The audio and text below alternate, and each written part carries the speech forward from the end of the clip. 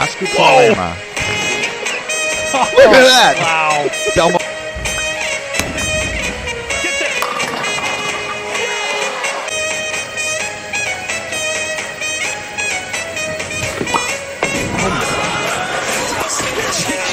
Hey, sure.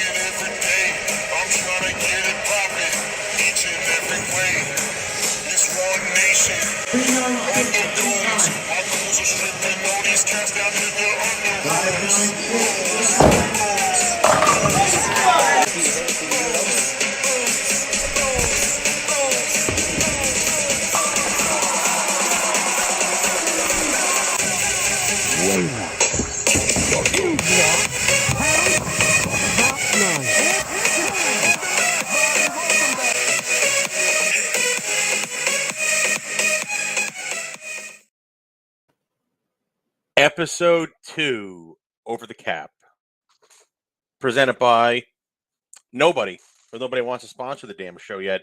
Mike Val back for episode 2 of Over the Cap, and without any further ado, everybody wanted him back for round 2, so people ask, I deliver. My man, there he is. He's muted, can't hear him.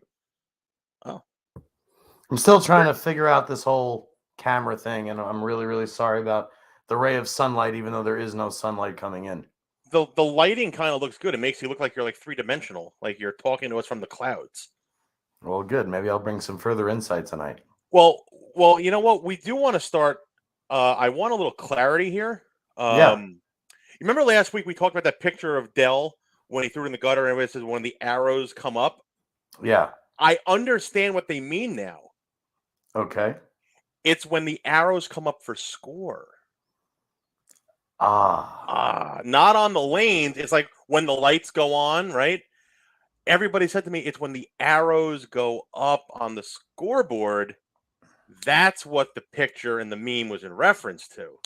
Well, I stand corrected. It's everybody I was hating on. Yeah. We both do. Now we understand it. So it's when the arrows come up on the scores, designating it's your turn to bowl. Correct. So that's when you drop the ball, and that's the meaning. So now it makes sense when the arrows come up, right? All right.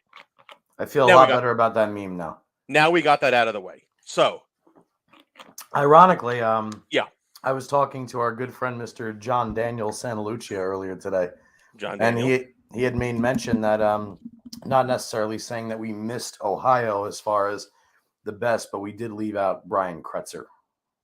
Brian Kretzer was a good player. Mm-hmm. Yeah, made the show the JP Open one year. Oh yeah, and we didn't even make mention of him, and I felt kind of shitty for not doing that. So apologies to BK because he certainly should have been in the discussion for Ohio. Yeah, sorry BK, that is our bad there. Who did we pick for Ohio, John? I don't know. I know we were talking about D'Entremont. I think Durbin. Oh, Durbin. Durbin was the guy out of Ohio. Mm-hmm. And rightfully, I mean, Durbin's a Hall of Famer. Oh, and I had Himmler in my top 3 for Ohio. You did, and we added Adam Barr to that list. Yes, we did. How and about that was the reason we JD and I were talking about it because of Barta? Yeah, and rightfully so. Barta's pretty good. 100%. So we got 3 things we're going to talk about tonight. We'll finish. We'll do a couple more states.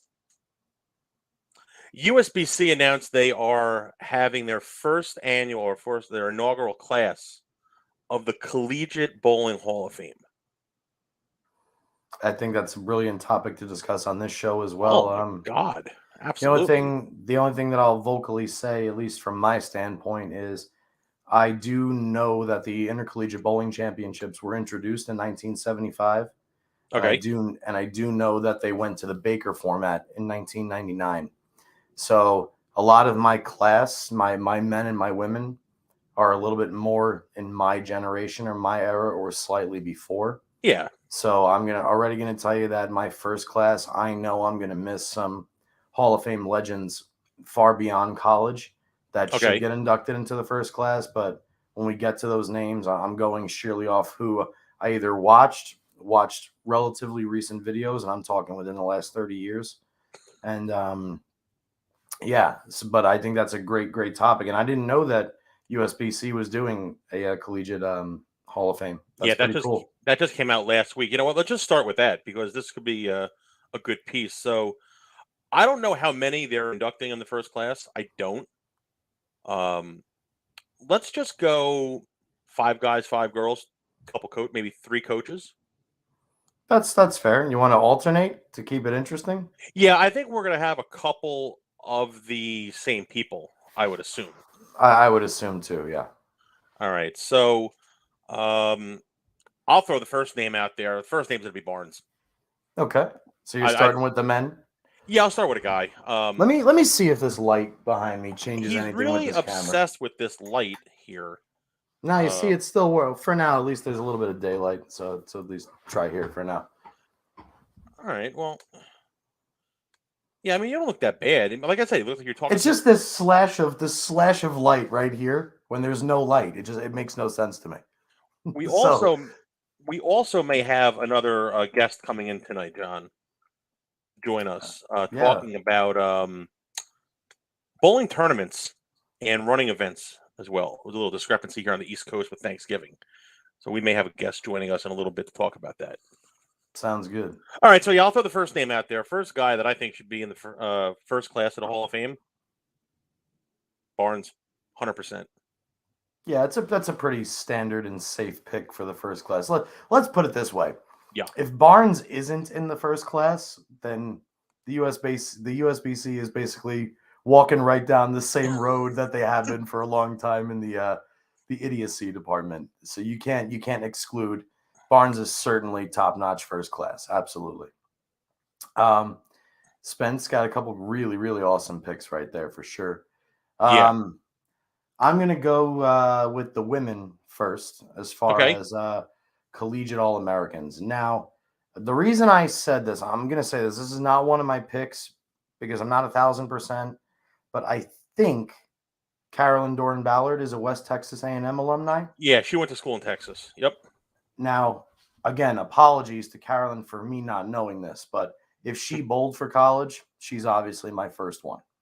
But going a little bit more in the era that I said, as far as my first pick for the Collegiate Hall of Fame, I think I know where you're going to go with this one. I'm going to give this one to Kelly Kulick. Kelly Kulick. From my alma mater, Morehead State. Yeah, so she's in there for me. I kind of figured you were going to go with Kelly on your first one. We didn't see her when we were at Morehead. We did not get to bowl with her. Correct. And speaking of which, I know that. Again, this is one that is a definite in regardless of who we pick, but I just want to make mention of this. I do know that Liz Johnson bowled for Morehead State. I don't know how long she bowled there. And I don't know what the credentials are of the USBC for their inductions into the first class, if it's surely what they did in college or if it's what they did beyond. Because my picks, some of them are going to be because of what they did after college, but my dominant thought is how dominant these picks were in college bowling. All right. So I'll give you a girl. I'll give you a female now, and then you give me a guy for your second pick here. Okay. I'm going to go with a girl that we saw firsthand when we were in college. I believe she went to Central Florida. Yes, got it. Did she go to Central Florida? Is that where she went? Well, I mean, it's an obvious one at this point. Yeah. So if we're talking about her new last name is Johnson, yes, then you would be correct. People now will know her as Stephanie Johnson. We knew her as Stephanie Nation bowling for Central Florida. She was an absolute beast when we bowled in college. I don't think there's a better female collegiate bowler in the country than Stephanie when we were in college, John. Yeah, she was unstoppable. She's the reason I drilled 6 vapor zones. Every tournament we were at, she'd make all tournament team, and she'd just be just destroying them with a vapor zone, no matter what lane surface, what condition, and always fired up. She was a freaking spark plug. Oh yeah, definitely. Knew how to keep the team in it when they were down, and definitely knew how to pump the team up the right way. Yeah.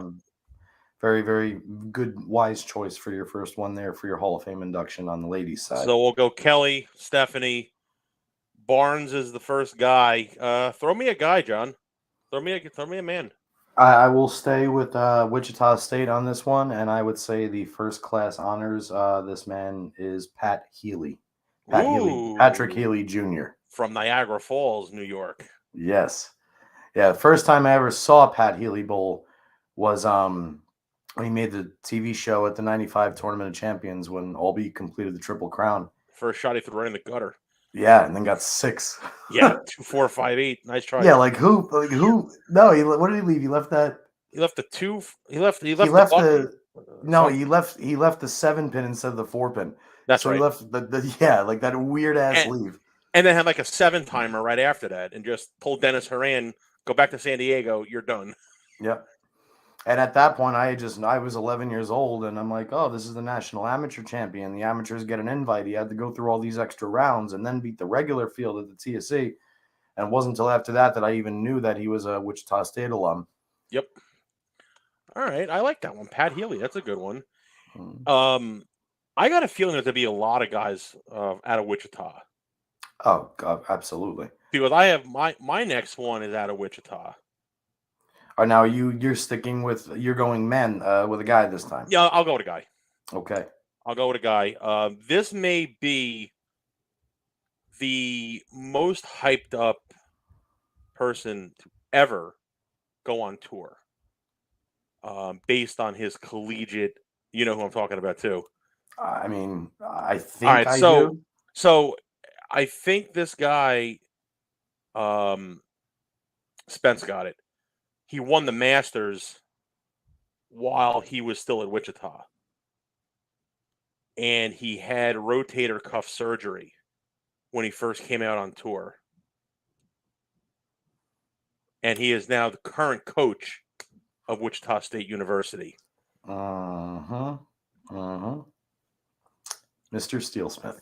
Yeah, I don't think there was any guy that was more, I don't know what the right word is, that people were looking forward to see bowl on tour because of what he did in college. I kind of think Rick kind of put college bowling on the map. Again, this is, he was before our time. I loved watching Rick Steelsmith on the regular tour. I mean, he's one of the prettiest bowlers to watch. I mean, he does everything right. And another bowler like a Robert Smith who just fought injuries his whole career. But again, I didn't see much or any of Barnes and Healy in college, but I knew of them, especially these days, and even watching the old World Team Challenge videos and things along those lines.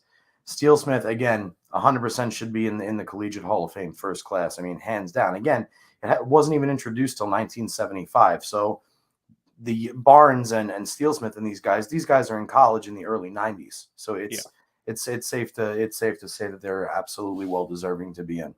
And this is the time that, I mean, Spence is in the chat here. This is when John was bowling for William Patterson. So he went to school with all of these guys. He saw these guys firsthand. So he knows how good Barnes was and Healy was. And, you know, he mentioned Viali and Klemkin. So he lived the, this stuff. Heck yeah. So Barnes, Healy, Steelsmith, Kelly Kulick, Stephanie Nation. John, who's your third female? I have an off the wall one here. Again, I'm going based off collegiate presence. Okay. I'm going to say that a member of the first class should be Olivia Sanham. Oh, I remember her. From Wichita State. Yeah, she was our age. Yep. She was, I mean, she won so many Colorado State Athlete of the Year awards. And I'm not talking about Bowler of the Year awards. I'm talking about Athlete of the Year awards. And her presence at Wichita throughout her entire bowling career, I mean, not only is one of the best our country's ever seen at that level, but just what she brought to the table as a teammate. I mean, I always what's the best way to put this? I was always pulled towards Olivia. I liked Olivia's game. I liked everything about her, and I certainly think that her college stats make her eligible for the first class. Now, again, if they're only taking 5 people, do I think Olivia would be bumped by, say, I don't want to mention too many names without cutting you off, but like, should she be bumped by a Clara Guerrero? Should she be bumped by bigger names like Shannon O'Keefe, a Shannon Pluhowski. I mean, things along those lines, which I'm assuming you're going to say at least one of those names. But personally, I think they should take as many as they need to establish the correct first class, and Olivia Sandham is definitely one of those people, one of those ladies. That's a name I haven't heard in years either. Good call there, bud. See, it's getting too dark now. He's obsessed with the light, folks. Obsessed with the lighting. It's you know. So Right. now we got this And now you got the glare. Got to go back to this now. Go back to that thing. I do have a blue light bulb. No, that's terrible. Well, I'll just actually, that's not that. Yeah, you move. That's not that bad. All right, we can do this. I do have a blue light bulb, so God forbid anything goes really bad. You know. Yeah, we go blue light. All right. So it's my turn for a female. Yes. I'm torn between two. So you just gave us. We have a Moorhead alum and Central Florida in Wichita. So let's go to the University of Nebraska. I knew that was coming next. Well, do you know I'm going to go with the righty or the lefty out of Nebraska? Well, here's the thing: you could go with any of the righties from Nebraska. Who do I think you're going to go with right now? I think the obvious one you're going to go with is a name that I just mentioned. No, I'm not going to go with her. Ooh, okay. I'm going to go with a female that is married to one of our junior bowling heroes. From Nebraska? She bowled for Nebraska. She's married to one of our junior bowling heroes? She married one of our junior bowling heroes. Like a real... Yeah, he's from New Jersey. We idolized this guy when we bowled JBTs with him. And now he's like a world-renowned chef. Her maiden name is Hyman. Oh my God! I'm sorry. Yes, Mrs. William Patterson. How are Mrs. William? Or I'm sorry, St. John's, right? Isn't that where John went? I don't know, but didn't her husband go to St. John's? I'm talking about John Asbeatty. Yeah, I'm talking about Deandra. So yes, right. I was trying to say it without saying it. Yeah, I don't. If Spence would know if John went to William. I thought he went to Willie P. I don't know where John went, but we know Deandra went. Not there, St. John's. Either way, it's one of the two. But Deandra went to Nebraska. Mm-hmm. So again, when she was in college, I think she was a little bit before us, actually. Yeah, she was. Her and Cassie. Yeah. So she was Miss Team USA all through Nebraska. So I don't see how you don't put her in the first class either. She was, I would say, like the late 90s of college bowling, college female bowling. It was all her. And then on the amateur stuff, the Team USA side, I don't think there was a better female amateur bowler in the world than Deandra at that point. Well, I agree with you totally. Yeah, so I would have to put Deandra as my fourth. Okay, in there. I like it. And then I guess is in regards to John Asbeatty. So he did go to William Patterson. He did? If I'm reading that right, he wasn't there while Spence was at Willie P. So that sounds like Spence is saying, I mean, he wasn't there while I was at Willie P., so I don't really know. Or I know it's one. He definitely bowled for an East Coast school. I mean, yeah. I remember going to watch him and Lou Franzetti and Jen Russo and Dave Eisenberg, Mike Fagan bowling in a college tournament somewhere when I was looking at colleges that I wanted to go to. Mm-hmm. And John was definitely on one of those teams. And my God, I don't know why I'm getting it mixed up. I know Willie P wears black and orange and St. John wears black and red when they're bowling. It was so long ago, but I distinctly remember it. For some odd reason, I can't remember, but it doesn't matter. Oh, we're going to find this out. She's a shoo-in either way. That's for sure. Yeah, and she's a shoo-in to go in the USBC Hall of Fame as well. 100%. Any Hall of Fame there is, Deandra should be in it. I mean, I don't even know how many world amateur bowler years that she was. I mean, she was fantastic. She still is fantastic. Absolutely. And a little interesting fact about Deandra. We had her on 2 years ago. So I kind of do some homework when I interview somebody, John. She's obsessed with foam soap. Foam soap? Foam soap. That is one of her obsessions. She loves foam soap. Okay. Interesting, right? I'm into foam soap too. I like Yeah. the fact that it's foamed up and I don't have to do the foaming, you know? Exactly. Already there. So she is a big fan of foam soap. You know what, Deandra? I'm a big fan of foam soap too. I think we all are, John. We all go get a thing of foam soap for the holidays, folks. Oh, All Mike, right. I gotta show you my newest Mets memorabilia because I just folded Oh, laundry. what do we got there? Oh, it's went to see Jim Brewer, so we got a Jim Brewer Mets shirt. Oh, how is he? I've never seen him live. Is he any good? He's sensational. It make you laugh the entire show. And he's clean. He's not dirty. He's very clean. Never uses a single curse word in any show. Nope. And it's crazy that he doesn't, because the whole time he's doing his show, you feel like he is cursing, and he's fantastic. Yeah, he is.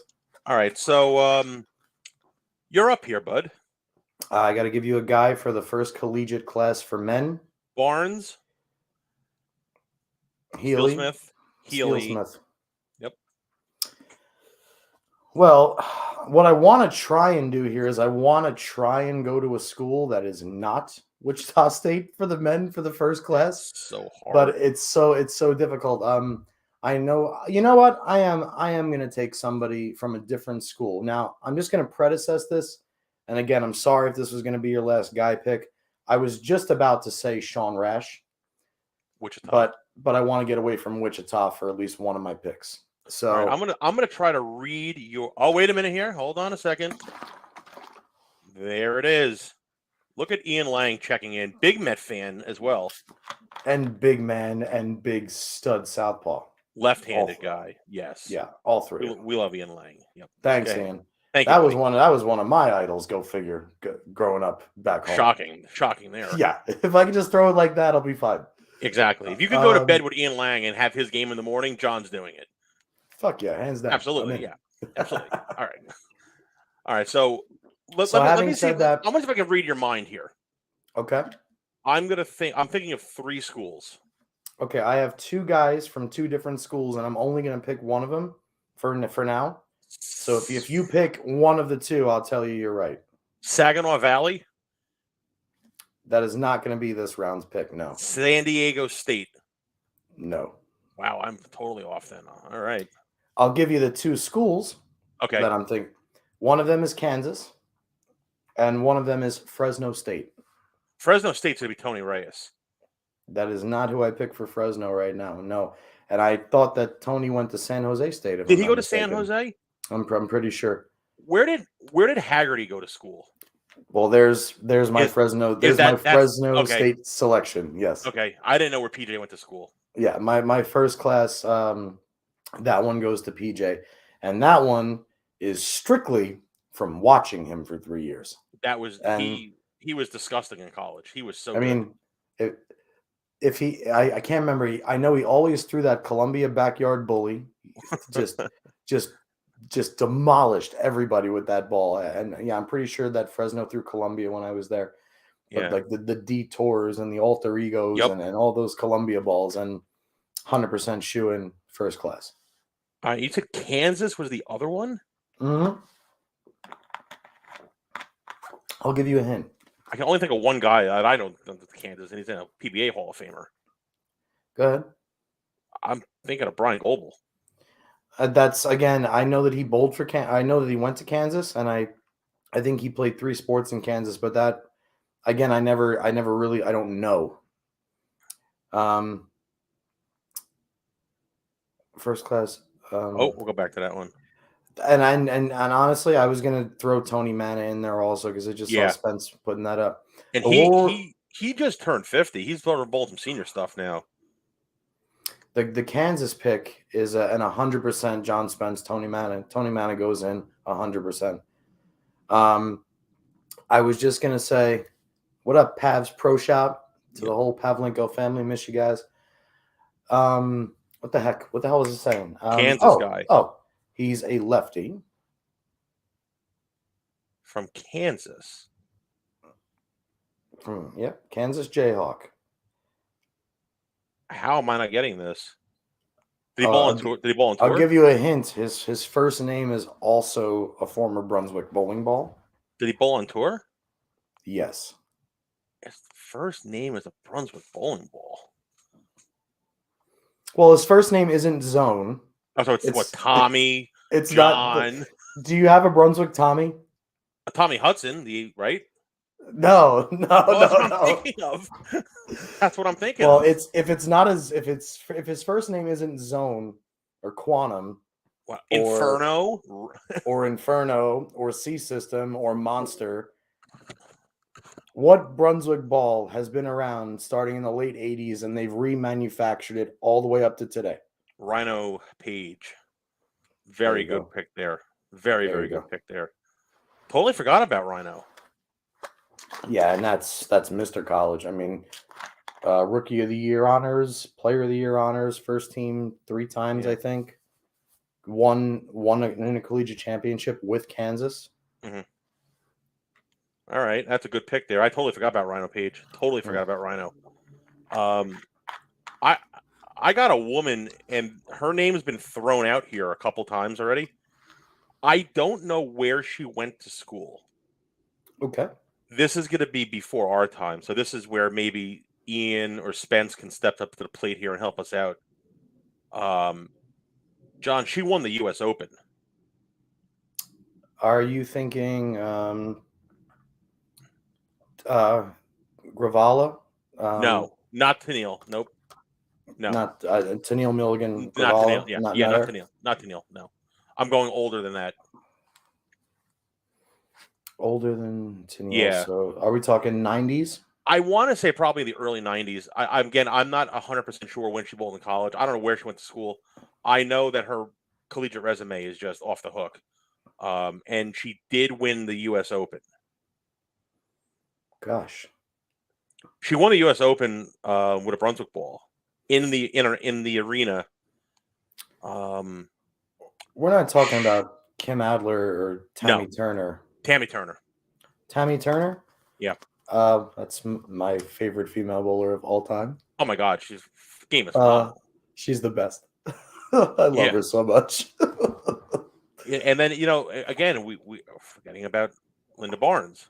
Well, we just haven't gotten there yet. Yeah, I mean, we could do this for an hour. There's so many. This I was gonna say this almost should be the entire show in a weird respect, because every time you say one name, you're just gonna lead into another 5 or 6 that you forgot.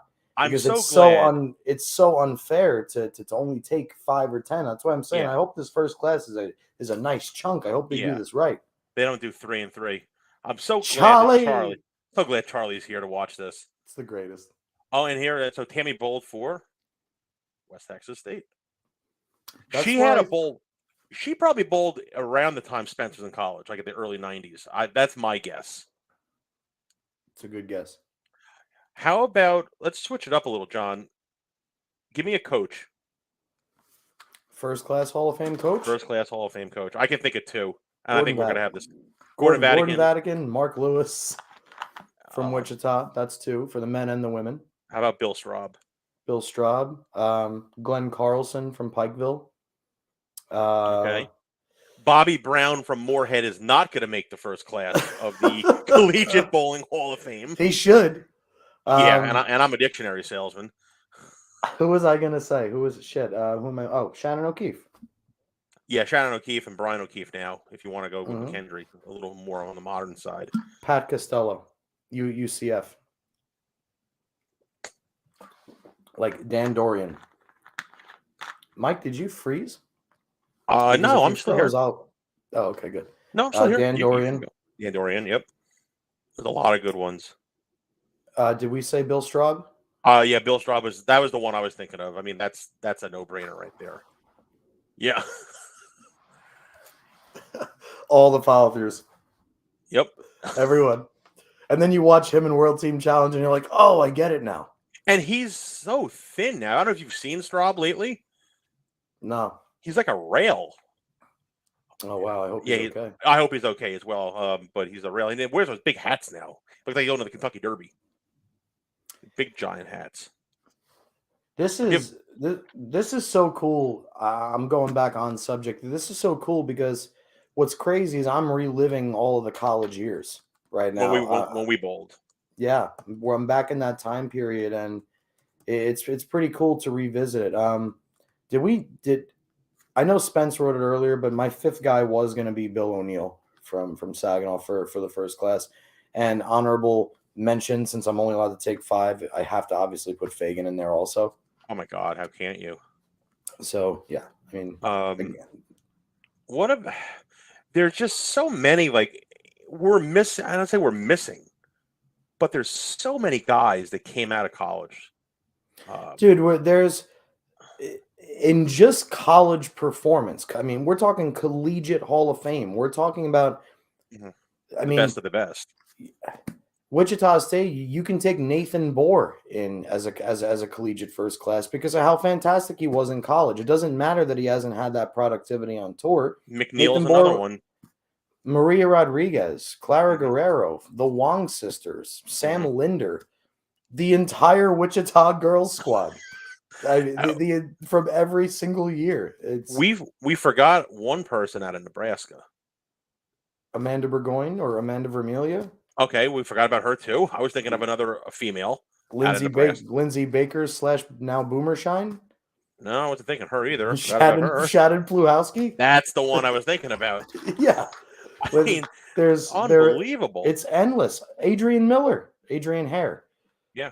John, know every single married name as you're going through here. And maiden name. If we want to, wow, Tapper had another good one here. Did you see this one? No. Oh my God, how could we miss the chicken? But that's the thing, like, did you hear what I just said? No. Would you call him a chicken? Chicken. Don't you remember we used to say that? And hold the frog up? Yes, chicken. Yes. But yeah, the F you and my frog. The best athlete bowling has ever seen, by the way. Romack? Justin Romack, yeah. It's like Wichita almost should have their own wing in the Hall of Fame with all the people that have come to the doors of Wichita State. When you how about Prather? Prather's another one out of Wichita. Yep, absolutely. I mean, Frankie LeBlanc. Yeah, and who else is there now? Isn't Spencer Robarge in college now? Spencer Robarge is there. Ryan Barnes is there. Yeah. I mean, just carrying the torch of the Barnes family. Totally. Bones will be next. Bones on both sides. Guaranteed. Mm-hmm. There's so many gifted, talented athletes, and they've been represented so well. And it just kind of goes to show you that the importance. Yeah, E and I had PJ. PJ was my second or third pick, and all 3 of those years were my 3 years in Moorhead. And right behind him in the running, 2 of those 3 years was Ivan Miyasato from Hawaii, who bowled 4th for Fresno, right in front of PJ. Yeah, another PJ great guy, another 2 dominant forces for a combo 1-2 punch on a college squad was at Lindenwood University. You had Shea Bittenbender and Brian Valenta bowling 4-5.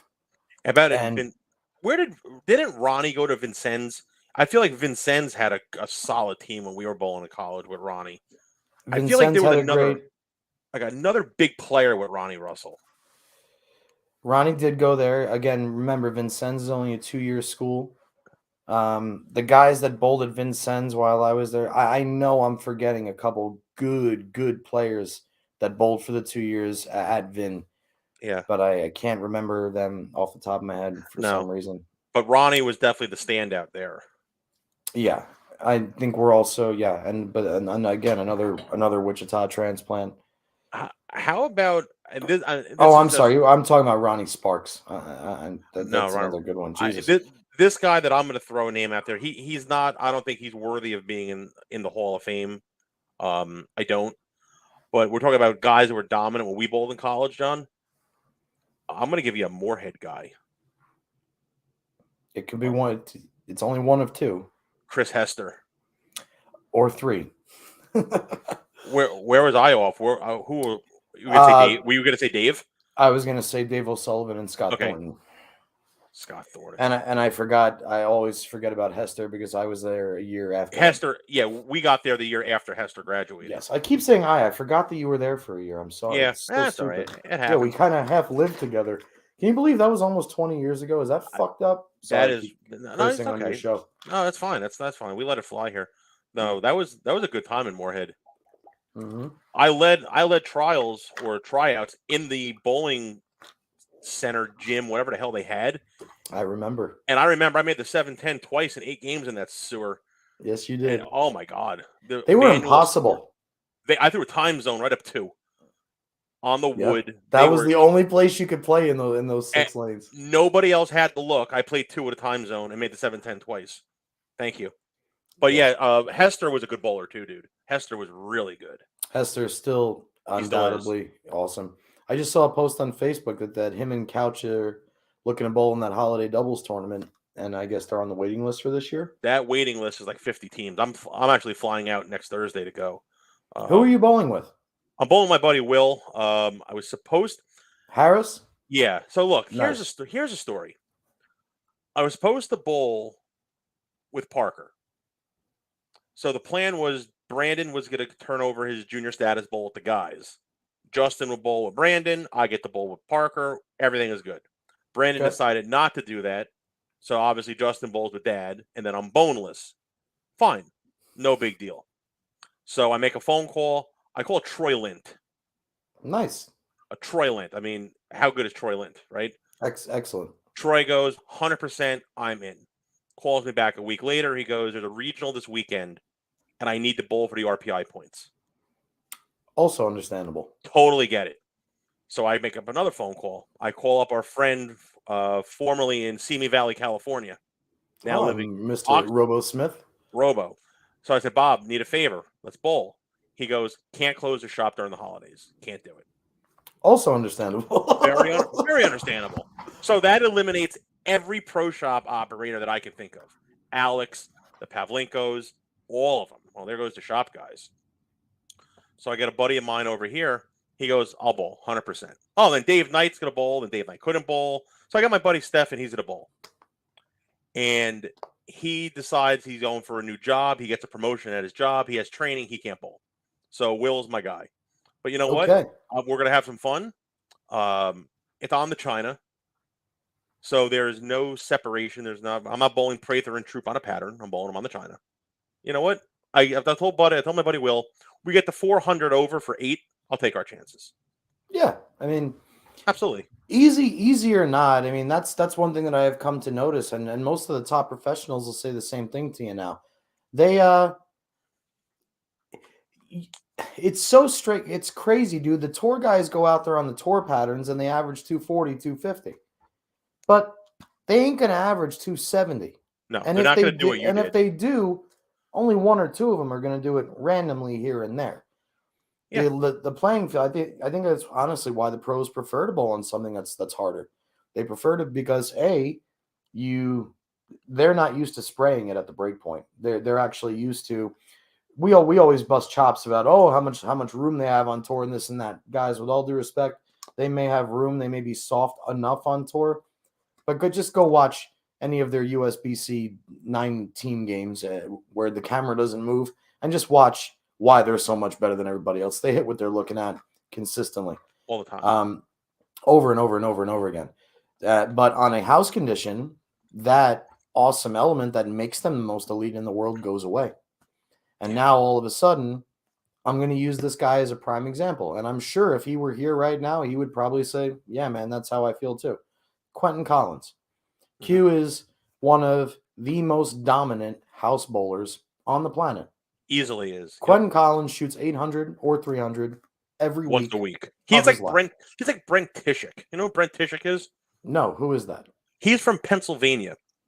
And Brent Tishik has 140, 300, 100 something, 800. It's like he shoots like an honor score every other day, basically.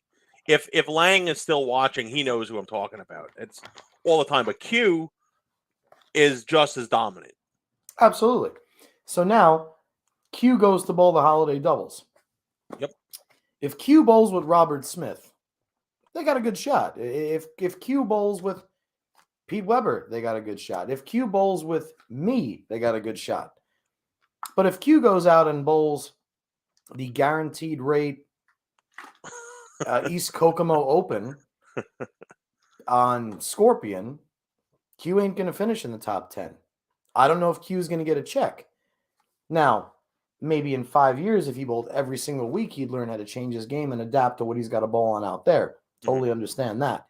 But there is a massive separation when you put somebody like Q bowling somebody like Norm Duke on a house pattern.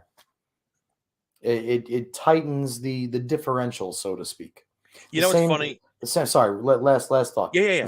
The same thing works opposite. When the old U.S. Open pattern, the 40-foot flat gutter-to-gutter pattern, the separation is even bigger in the opposite direction. Chris Barnes, Mika Koivuniemi, Norm Duke, Pete Weber, those guys are going to average 215, 212.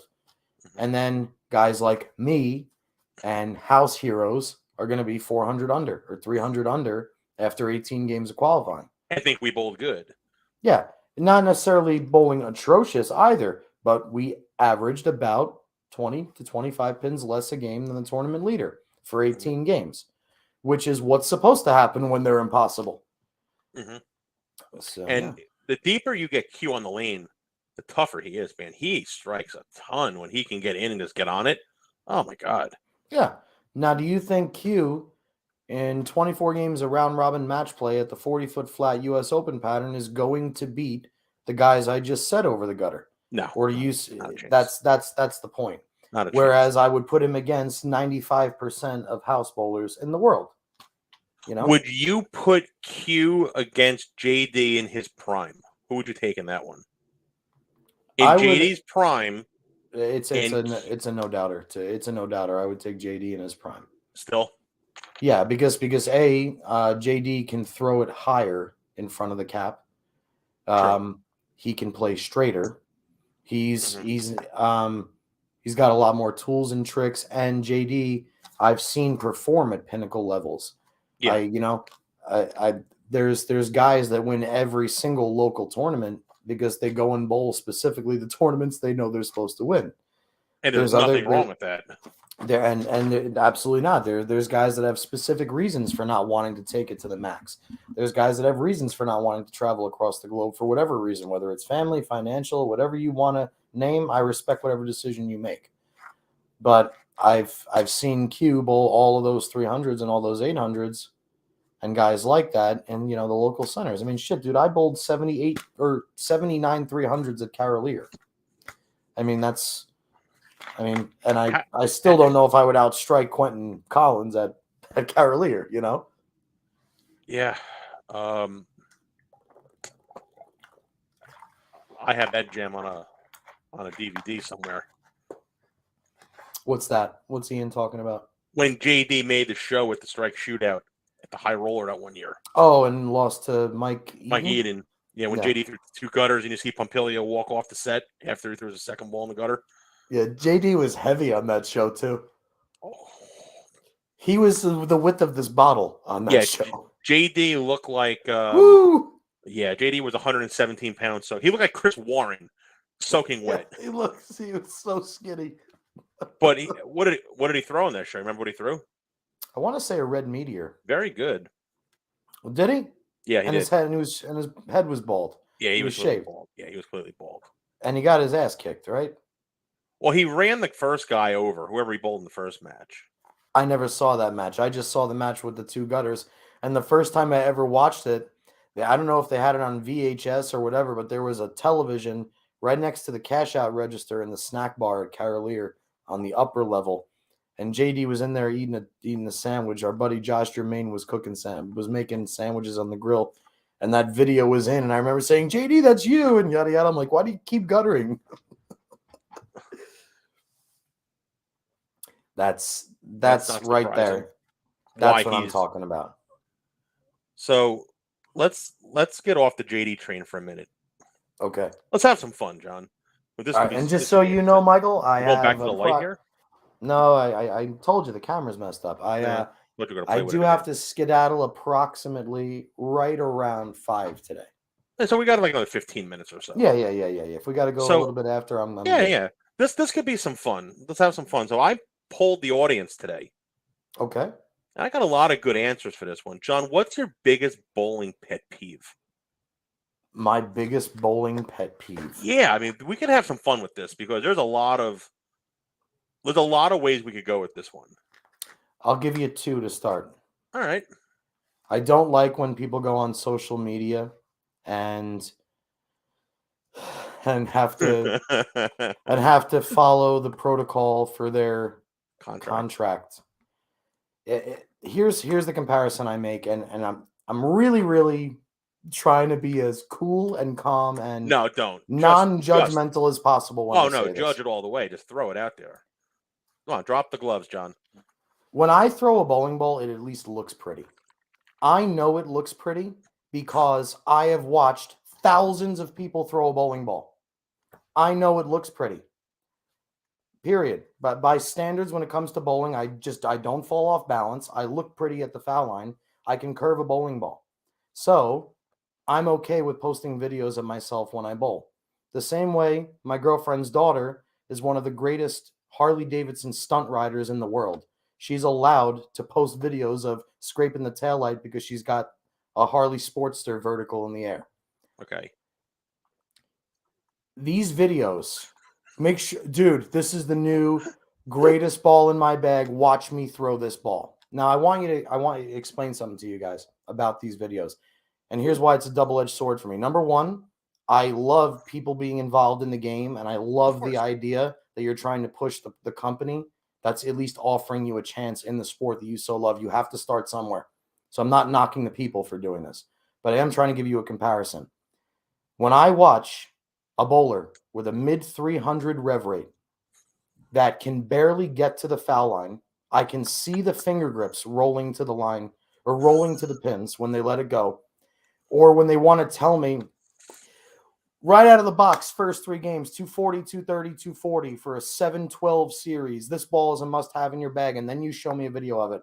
That is the equivalent of me going to a driving range and taking a driver that I just got from TaylorMade at a discounted price, standing at the ball right-handed, taking a swing and hitting a drive, slicing 150 yards to the right that's traveled 200 yards, and then saying, this new Magnum shaft, 63 gram, is a must-have in your bag. Hashtag TaylorMade. It's so much overkill. It's so obnoxious to me.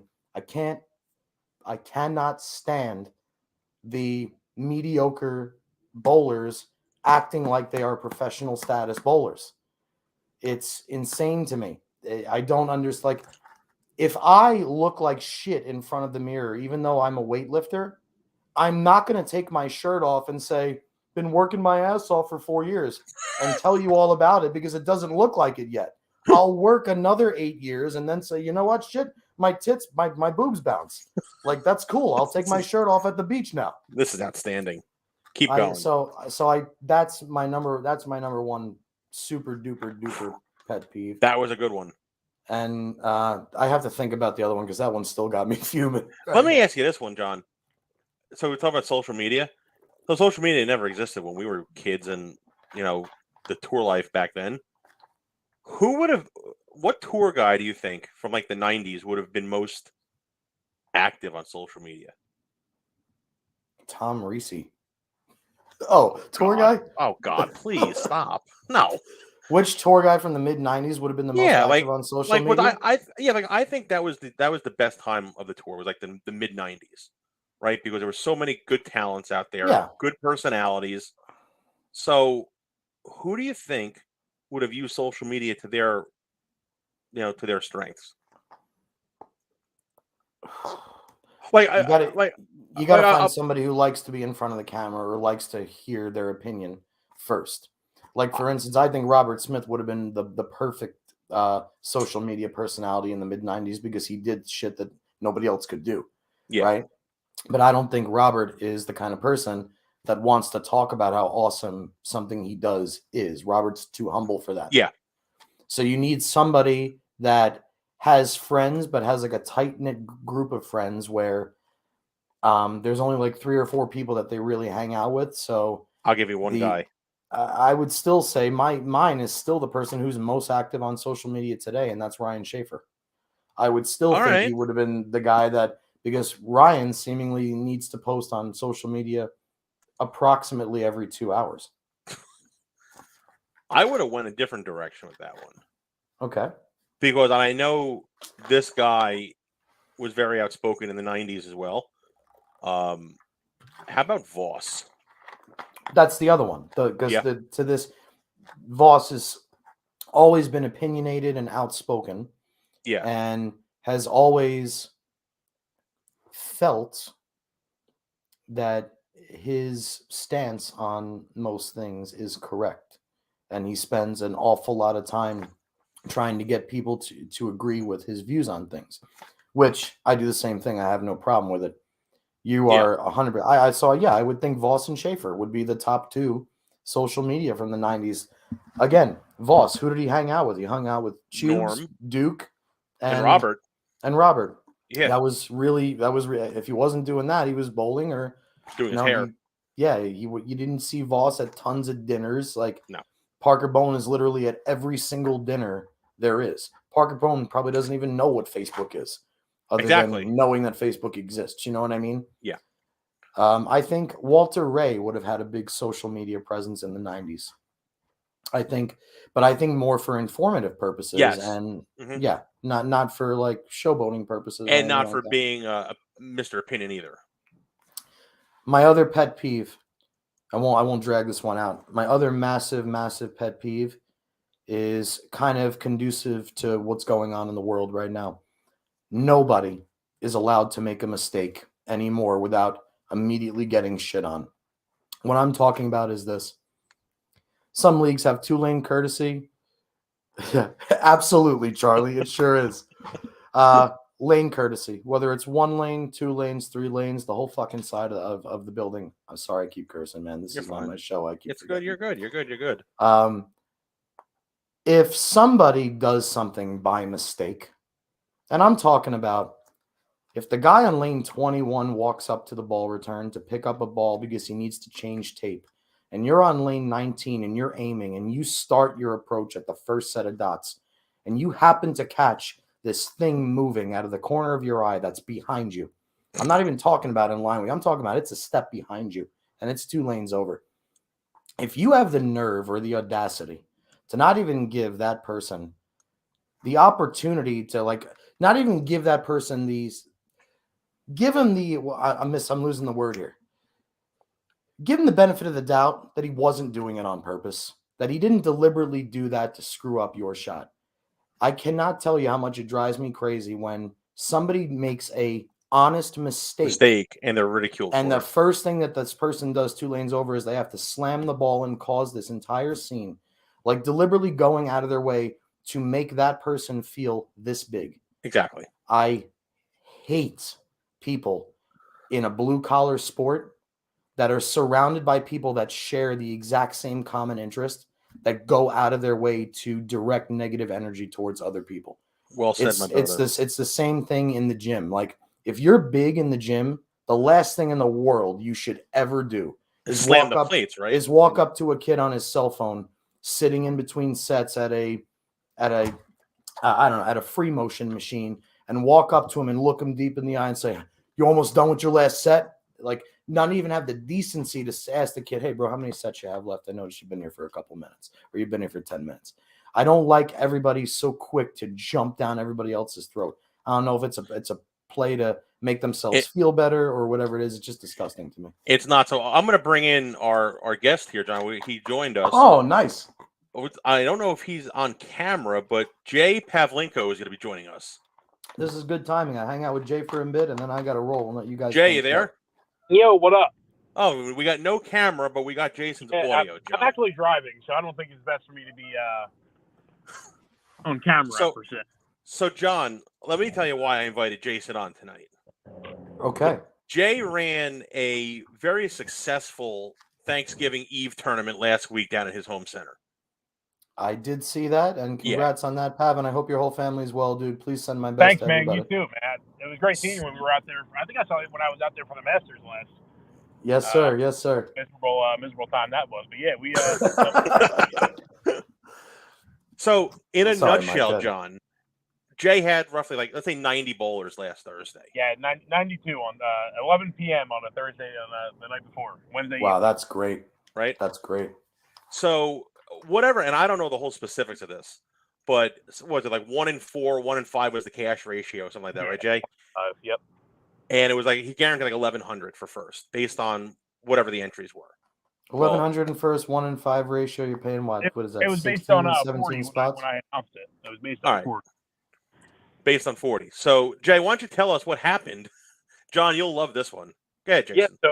So we got done. I paid 18 spots. We paid $1,500 for first, and 18th got 125. Obviously, stepping up from there. We had a step ladder, so it was a little different. But the next day, my brother or somebody sent me a tweet. I think it was my brother sent me a tweet from a guy who was on the roster but backed out and said he was the exact tweet. I don't have it in front of me. Let me see if I can pull it up real quick so I don't get misinformation here. Mind you, he's driving, won't go on camera, but he'll go on Twitter to get the right information, Johnny. And mind me for a second. The cat's got to get out of the room. Right, so Jay, let's hold on a sec till Johnny gets back here. Okay. Have you been listening to us the whole evening? I listened for the first 15, 20 minutes when you were talking about the college stuff.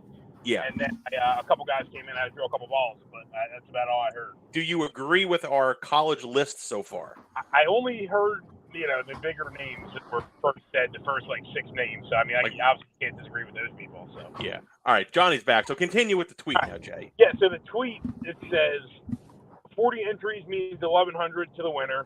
92 entries means 1,500 to the winner. What? With a question mark. Now, mind you, no expenses taken out, John. That's it. Hey, I didn't take $1 out, and that was it. And now, it's not the biggest deal ever, but it's one of those things where the person is implying that either I took money out or the payout. I just don't know how to run an event, and just not much stuff bothers me, and for some reason it really ticked me off. So I made a little post about it. That's all. Took a little screenshot of the guy's tweet. That's all. So I got to ask, what place did that guy finish? Yeah, he finished 93rd because he was on the roster and decided not to bowl. So. Because he was unhappy with the prize payout? No, I don't know why he decided not to play, but he just, I wish you would have told me that he did bowl and finished 90th.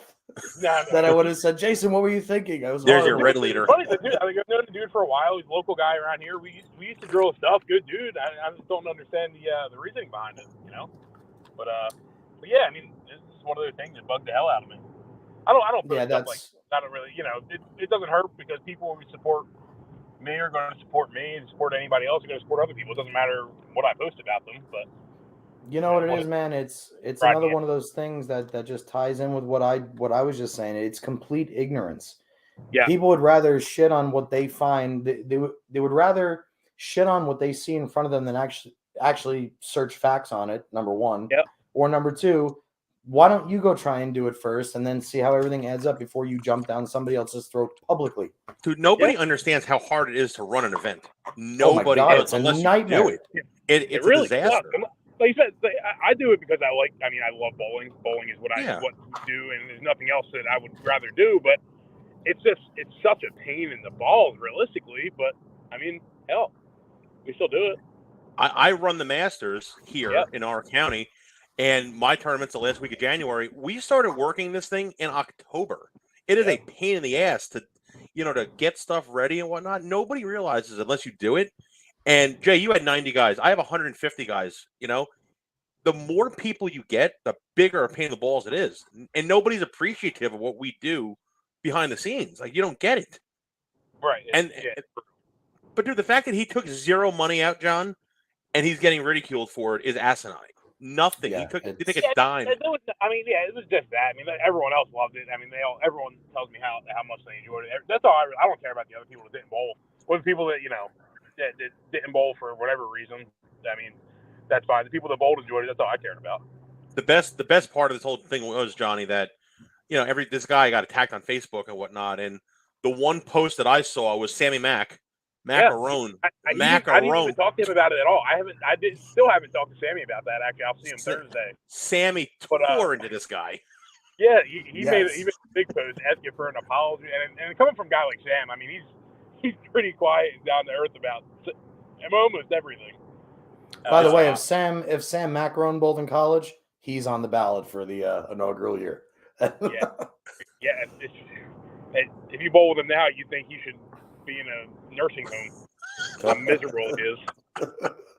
I can understand that. I feel that way. Nah, I bowled him in the league now for like 6 years, man. It's there's nothing better. I promise. Heck yeah.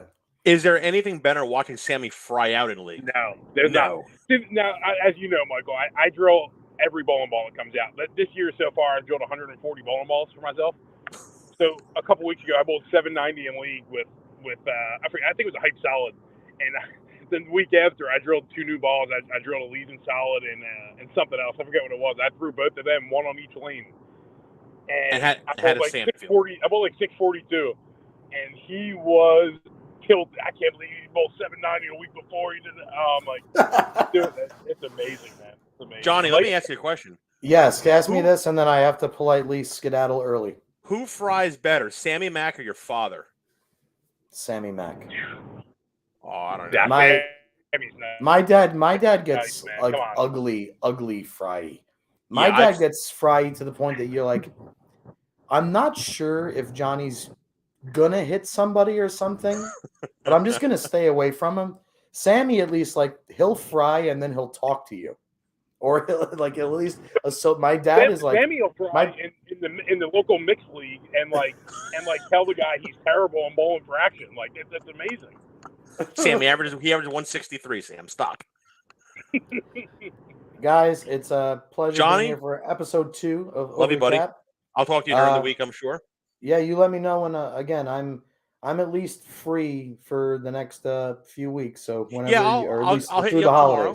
I'll hit you up tomorrow. I think we'll do our top 10 favorite shows next. I think we can go on that. We didn't do any states tonight either. That's okay. I'm sure we can figure it out when we go through our top. You know what? We'll tie in when we mention our shows and whatever cities they're in. Maybe we can bring up those states. Really quick, since Jason said he drilled 140 balls, John, what was your number one ball on your list from your show of all time? Was it an LT?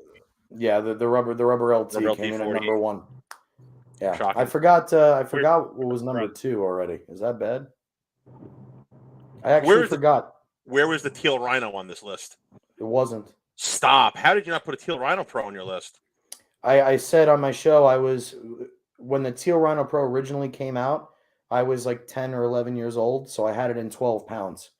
So my first 14 and 15 pound equipment wasn't until like Attitude 3s, Regal Quantums, balls like that.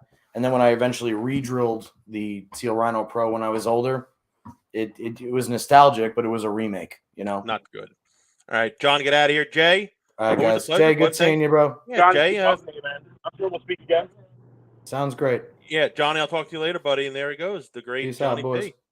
All right, Jay. So thanks for coming on tonight, bud. Got anything else for me? I got another like 10-minute car ride or so.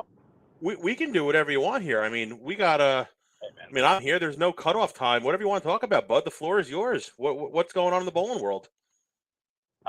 Just release the bowling balls. That's all. How about we can plug Jason's next tournament? By the way, February 5th, I think it was, right? Today. Yeah, we February 5th at Deffert, we got the scratch doubles. Last time I did a doubles tournament, we sold out with 60 teams. So we're gonna I just figured I'd rerun that, running it with one of Dougie's events. It's actually, I didn't know until after I posted about it. It's the Sunday of the State Masters. Ooh. So if I make the finals to the State Masters, I won't be there, but John will still be there anyway. And this is on Pat after that, so I'll be flying out that Sunday night. I'm going out to Vegas. So is this on the fine Deptford China? China, the Deptford China, which is the China of Chinas. It's a different breed of Deptford. There's like the Central Jersey China, which we're used to, then the South Jersey China, which is just phenomenal. Yeah, bowling in the UBA up there now. I mean, it's a totally different. It's crazy how the house shot is so different. I mean, how Cliff is Ocean Lanes? I mean, everything. So, I mean, Finnegan's with Cliff, Ocean with Cliff. We bowled at Carolina. I mean, they're okay, but Finnegan's. I mean, I bowled 240, 240, 180 so far in my 3 UBA matches, and in Central Jersey, in Shore, I should say. Yeah, so. And I think we're going. Where's the next one? Strathmore's next. No, it's Strathmore. Strathmore, yeah. I don't think I'll tell you this. I will tell you this. If they put down their Stone Street pattern, which is what we bowl league on Sunday mornings, they're wall to the gills. If they put their normal Wednesday night mixed shot out there, they burn. Like you can see the spark coming off your ball at the arrows. Yeah, they're miserable. I think we talked about this before. Where they mess around with the pattern. I mean, man, I don't know much about patterns. I know enough to know that when you put a house shot out, just make them as easy as possible and don't overthink it. Exactly. So really quick, did we? Who would you put on your collegiate list, Jay? I don't know. I don't know. I'm young. Well, when you were in college, like who bowled when you were in college? Well, you're younger than I am. The best. I mean, Marshall was in college when I was in college. Actually, when I went to visit Robert Morris, it was Gasson, Kyle King, Marshall, and Jacob Kent were the four guys that I was going to visit with up there. Obviously, I know all of them, but yeah, I mean, I can't. I won't even think. I don't know. I mean, Ronnie Fujita was like really, really good when I was in college.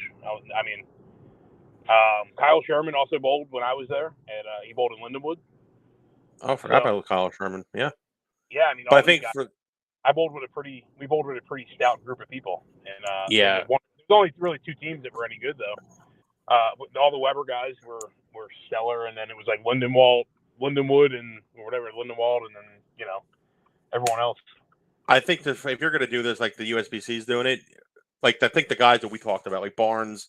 Yeah, and those guys, those are the first guys. All got to be, the guys who, they're the top tier, and then like the guys the people who really were in the first few years of it too, that were USBC legends as it went as well.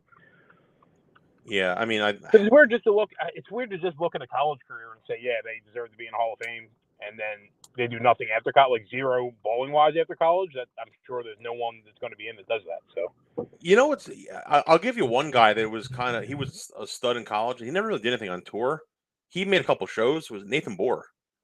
Yep, he was. I don't know anything about what they do in college, but I mean, I know he bowled on tour. I mean, yeah. But I mean, he bowled with rash. Guys, we can look at a career and say, oh yeah, their 4 years in college were so good that they're going to be in the Hall of Fame because of it. No, but I mean, Bohr was.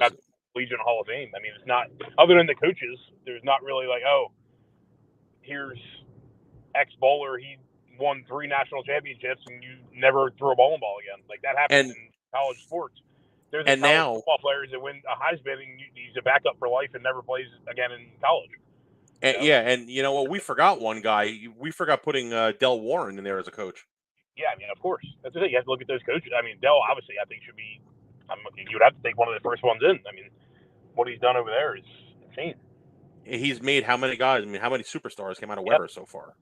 Yeah, whether or not he's made, it's not even matter if he made them or not. I mean, those guys change in and out every year, and it's just like any other high level coach. It's like Nick Saban in college football. Yeah, it's like Nick Saban in Alabama. Just so he gets the recruits every year. Exactly. I mean, yeah, and people go there to recruit. People. I mean, he doesn't have to recruit to go there. You just go there. I mean, when you're looking at schools, you're going to look at Weber, and now you're looking at McKendree. Exactly. Mount, whatever where all those guys go. I mean, where's the one? Indiana Tech is another one. Yep, all these places. And now where's when I did my recruiting, it was like Robert Morris. That's it. I mean, if you were going to be an A1 college bowler, you're looking at Robert Morris. When I went, it was, I went and visited a couple of places, but I mean, my decision with them was made up if I was going, just because the coach was awesome to me. So was that you went? Norm Titus was your coach, right? Yeah, it was the Martin Methodist down with Norm. Yep. And Norm was a pretty good player as well. Norm could play the game. Norm was also a little bit he's eccentric. Yeah, that's a good one. That's a good way to use. Good word. I'm going to be polite. Norm was a little bit eccentric. No, I've known Norm my whole life, and then it's funny when I was doing the college. Talk about college. When I was doing the college recruiting thing, he sent me a message. He goes, "Hey man, you coming down?" I'm like, "What do you mean about coming down?" I had no idea. I'm like, I didn't even know he coached down there. And then, that was Tennessee. And drove to Chicago, then to Tennessee, and then back home on one tank of gas. How is that possible? I don't even want to know how that's possible. Yeah, what a mess. But, did you bowl anything this past weekend? I bowled 2 events, two of Dougie's events in Bolorama. My actual worst building I could possibly ever bowl in is Bolorama. The first day was like the stone house shot, and I bowled 70 over with a 270 game the last game. And the second day, he made him a little tougher. He's trying something out for one of his bigger scratch tournaments, and I went 60 over. But yeah, I'm getting back into it a little bit. I mean, this is a hard time to bowl this time of year. Well, you're slammed this time of year too. Yeah, I mean, weekends are okay, but I mean, I bowl one night a week a league, and that's it. I practice a lot, but we know you do. The problem is when I drill balls, I go out and throw 2 games. So it's a good way for me to practice. Now, I did see you drilled the what's that? What the hell is that? The Zen U. Yep. That's it, the Zen U. So what we'll do is Jason is going to be our resident ball reviewer on our show here. I can do that. I drill them, so I might as well. You drill them, you can come on and talk about them. My post about the Zen U too. I haven't really made a post like that in a long time. Well, kind of comparing to getting a little more technical with them, and I got a lot of messages about that. So, what did you compare it to? You compared it to a purple? I compared. Well, the video I took of it was compared to a purple urethane. I don't even think it would be on the same basis of a purple urethane. I think it's closer to a UC3 and a Purple Hammer reactive than it is a. I can hop on the camera actually. There he is. It's closer to welcome. Closer to the Purple Hammer reactive and the UC3 than the Purple Hammer. It's got the cover says urethane plus. I'm not going to say it is more than urethane, but I mean I throw it. It doesn't roll like a hybrid. Yeah, it like doesn't a roll hybrid thing. So I think it's going to be really good for almost everybody that can't use urethane, kind of like with the urethane reactive or the purple reactive, whatever they're calling that thing. That Purple Hammer thing? Yeah, the Purple Hammer reactive. That's supposed to be really good. It looks really, really good. It's like 5 more than a Purple Hammer, but it hooks on the back end. So it's for a guy that struggles to, use urethane ever. It's going to give him that similar look. But and you're the pro shop guy. So when is the right time to use urethane? Whenever it strikes. I'm on board with the house shop if you know what you're doing with it. I mean, Domingo uses it at Defford every week, averaging 235. I was just going to say that. Domingo uses it all the time. Am I going to tell Domingo he's wrong for doing that? No. But the 180 guy who uses it on the house shot, you probably shouldn't because you're not helping yourself at that point. The guys who do it, like I can do it on a house shot, and I'm going to be in the same area. I'm going to help the guys on my pair because they're going to have more shim. Dave Adams, when I use urethane and I bowl with Dave Adams, he strikes for a month. When he uses urethane with other people that don't know what they're doing, his ball does backflips. So, yeah, I don't know. There's a good time to use it when it's striking. Doesn't matter what you're on, but more predominant for breaking the lane down to your liking. If you can hit a head match or stuff like that. You've never done that before. She stays in play. You've never done that before. I've done it multiple times. I'll tell you what I did, and then we're going to cut very publicly. I do it, and I don't care. I do it on the left side. I'll do it on the right side. I don't care. So I made the finals of the Masters 2-3 weeks ago. Yep. And I didn't know who I would draw in the first round. I ended up drawing Carson in the first round, so I couldn't do this. I had a spare ball, plastic ball, and I had it blasted at 180. Yeah, I think if I'm going to bowl a lefty in the first round of the finals, I'm taking that. I mean, it does it affect the pattern? Yeah, in a 1-game match, does it really affect the pattern? No. But I'm bowling 3 games total wood where the left is a stone cold. Then it will, right? Yeah, I mean, I bowled when I was in the Morrisville finals for the sweeper. Yeah. I got berated on Facebook because I did. Chucked the urethane up the left side for 10 minutes of practice, and I used reactive in the match, and I bowled 279. And the gentleman I bowled, Odell, great bowler, he bowled 270 last year to beat me, and he bowled 190 this year. There's nothing wrong with it, because you know what? All the tricks come out you bowl on tour. All the guys do it on tour too. So there's no. Look at the first game on tour. Everyone's using a bigger, massive ball where you're. It's a snow tire. They're not doing it because they can score that way. No, they use the snow tire. They break them down, and that's it. All right, let's wrap this up. Thanks for coming on, bud. Appreciate it. I'll be back, I'm sure. Oh, no, we'll get you back on, and we'll do Jay's ball reviews, and we'll plug Jay's tournaments. Yeah, man. And, Yeah, we're good, man. I appreciate it. And man. go back and re-listen to the whole thing. It was a pretty good one tonight. Yeah, no, I'm definitely going to continue from where I left off on YouTube. I can just hop right back on. You got it, my man. I appreciate the support. See ya. Later, bud. And we're going to wrap this one up. That was episode 2 of Over the Cap. Thanks to Johnny P once again. He'll be back next week. Thanks to Jay Pav for joining us and everybody else who's in the chat. Spence, Ian Lang, Charlie Tapp, the Fef was out there, Billy Sims out there. Yeah, guys, appreciate the support. Go to YouTube, search Over the Cap, subscribe, like the page. Same thing on Facebook. We'll be back next Tuesday. I'm not going to do one on Friday this week. I said I would probably do Tuesday, Fridays. I'm not going to. I don't want to make it too much overkill, but next Tuesday we'll be back. Johnny and I will be back again. Who knows what the hell we'll talk about? We'll brainstorm this week. We'll make another good topic, stir the pot some more, and we will maybe do a giveaway next week.